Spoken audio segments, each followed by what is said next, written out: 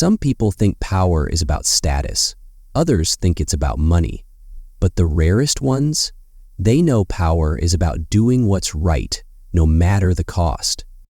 The store was bustling with customers, but CEO Madeline Carter walked in unnoticed. Dressed in a simple blouse and jeans, she blended in perfectly. No one knew she owned the entire company. And that's exactly how she wanted it. She wasn't here for meetings, she wasn't here for numbers. She was here to see the truth. And within minutes, she found it. Near the checkout, a man in a wheelchair struggled to reach an item on a high shelf. 2 employees watched from a distance, laughing.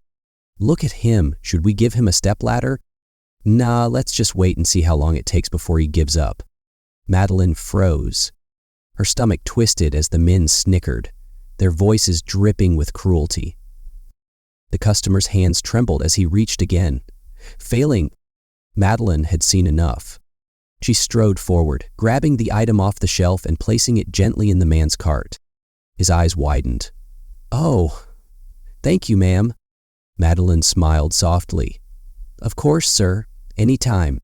Then she turned to the employees, and the warmth in her expression disappeared. Both men suddenly looked nervous. "Hey, we were just joking," one started. Madeline's voice was ice. "Tell me, would it still be funny if that was your father, your brother?" The employees stiffened. "Because let me tell you exactly what's not a joke," she continued. "Your jobs." The men paled. Madeline crossed her arms. "You're both fired. Effective immediately." One of them stammered. Wait, you can't." Madeline pulled a business card from her pocket and dropped it onto the counter. Both men's eyes widened in horror as they read the name. Madeline Carter, CEO. The store fell silent. Madeline turned to the cashier, who had watched everything with wide eyes. "Please call security to escort these 2 out." The cashier nodded so fast it was almost a bow. The 2 employees were speechless as security arrived, leading them toward the door. And just before they left, Madeline said one last thing, just loud enough for everyone to hear. "Kindness isn't optional, it's the bare minimum." As the store whispered, the man in the wheelchair looked at her with teary eyes. "No one's ever stood up for me like that before," he said softly. Madeline's chest tightened. She crouched down so they were eye level. "Then it's about time someone did." The man swallowed hard. "You're a good person, Miss Carter." She shook her head. "I'm just doing what any good person should." And with that, she stood, adjusting her coat, and walked out, leaving behind a lesson no one in that store would ever forget. True leadership isn't about titles, it's about what you do when no one's watching, and what you refuse to ignore. The story didn't end there. By the next morning, the entire company knew what had happened. Whispers spread through every store, every break room, every corporate office. Employees who once thought they could get away with cruelty were now on edge. Because the CEO had been watching, and she wasn't afraid to act. Later that afternoon, Madeline sat in her office, scrolling through reports, when her assistant rushed in. "Ma'am," she said breathlessly, "you need to see this." She handed Madeline a tablet. It was a viral video. Someone had recorded the entire incident at the store. The clip showed the cruel employees laughing, the disabled man struggling, and then Madeline stepping in. The moment she fired them on the spot. And at the top of the video, when the CEO walks in at the right time. Wow. Millions of views, thousands of comments. Madeline exhaled, her chest tightening. She didn't do it for attention. She did it because it was right. But then she saw a comment that made her stomach drop. This happens everywhere, but most of the time, no one steps in. Madeline sat back in her chair, deep in thought. Because this wasn't just about one store. This wasn't just about one customer. This was about a culture. And as CEO, it was her responsibility to fix it. The very next day, a company-wide memo was sent out, and it changed everything. Effective immediately. Disability sensitivity training for all employees. A zero-tolerance policy for workplace cruelty. A new initiative, Madeline personally funding programs to hire and support disabled workers. And at the bottom of the memo, one final message from Madeline herself. This company will not tolerate cruelty. We don't just sell products, we serve people. And if you can't respect every single customer who walks through our doors, you don't belong here. The message was clear. The entire company felt it. And the best part? The disabled man Madeline had defended? She tracks him down and offered him a job, a position that paid well, one that treated him with the respect he always deserved. Because real change doesn't just happen in a single moment. It happens when someone refuses to ignore what's wrong and decides to fix it for good. True leadership isn't about power. It's about using that power to make the world better than you found it. A week later, Madeline Carter walked into the very same store where it all started. But this time, something was different. The atmosphere, the energy, the way employees looked at customers not as an inconvenience, but as people. And right near the front counter, wearing a brand new employee badge, was the man she had defended. Daniel Brooks. The moment he saw her, his face lit up. "Miss Carter!" Madeline smiled warmly. "How's the new job treating you, Daniel?" Daniel chuckled, adjusting his uniform. "Let's just say, I never expected to be on this side of the counter." He glanced around, his voice softer. "But for the first time in a long time, I feel like I belong." Madeline's chest tightened. This was why she did what she did?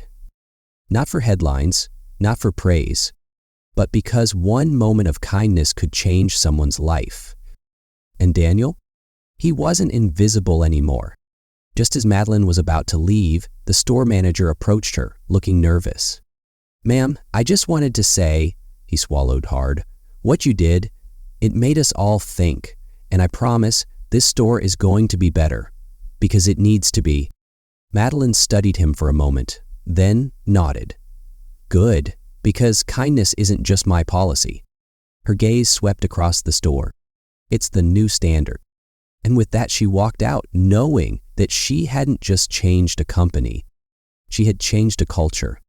And that would last far longer than any viral moment ever could. The greatest impact doesn't come from power. It comes from choosing to use that power for the ones who need it most. A month later, Madeline Carter's decision was still making waves. The company wasn't just talking about change. It was actually happening. Reports from stores all over the country showed a shift in culture. Employees were being more attentive, more respectful. Stores were running customer service workshops. And the biggest surprise? Sales had increased. Because when people felt valued, they kept coming back. One afternoon, Madeline sat in her office when her assistant walked in, holding a letter. "You're gonna want to see this," she said, placing it on the desk. Madeline picked it up and opened it. Her breath caught as she read the first line.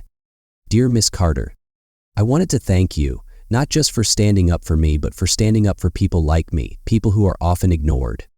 Before you stepped in, I felt like I didn't matter, like I was just someone people pitied. But now, I feel seen, I feel respected. And for the first time in years, I feel proud of who I am. Thank you for reminding me that I deserve a place in this world." Daniel Brooks. Madeline exhaled slowly, her heart full. She had changed policies, she had changed her company. But this was the real victory. Not just fixing a problem, but giving someone back their dignity. She folded the letter carefully, tucking it into her desk. Then, with a small smile, she picked up her pen and started working on the next change she could make. Because true leadership never stops. The best legacies aren't built on wealth or power. They're built on the lives you lift up along the way. 6 months later, everything had changed. Madeline Carter's company wasn't just known for its products anymore. It was known for its values. Her decision to stand up for one man had sparked a movement that reached every store, every employee, and even other corporations. Competing businesses started adopting similar policies. News outlets covered the shift in workplace culture. And customers, they noticed. Loyalty skyrocketed. People chose her stores over others, not just because of the products, but because of what the company stood for. One evening, as Madeline walked into one of her flagship stores, she saw something that made her stop in her tracks. Near the front entrance was a sign. Big, bold, unapologetic. Everyone deserves respect. Discrimination has no place here.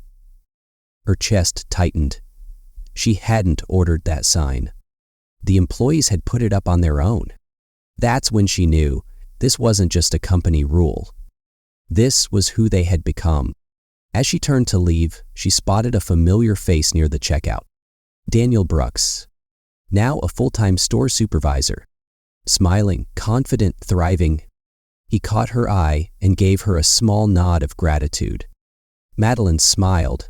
No words were needed, because in that moment she knew she hadn't just changed a policy. She had changed lives. And that was the greatest success of all. The strongest companies, the greatest leaders, the most lasting legacies are the ones built on respect, not just profit.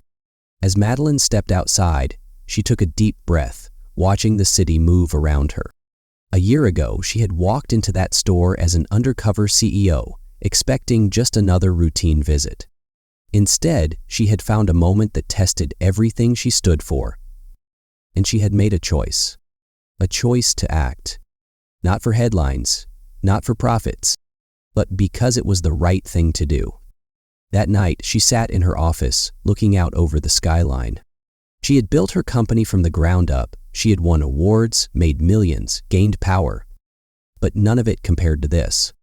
Because for the first time, she wasn't just leading a company. She was leading a change. And long after she was gone, her name wouldn't be remembered for her wealth. It would be remembered for what she stood for. Respect, kindness, integrity. The things that truly matter. With a satisfied smile, Madeline Carter turned off the lights, grabbed her coat, and walked out, knowing she had built something that would last forever. True success isn't in what you gain, it's in what you leave behind.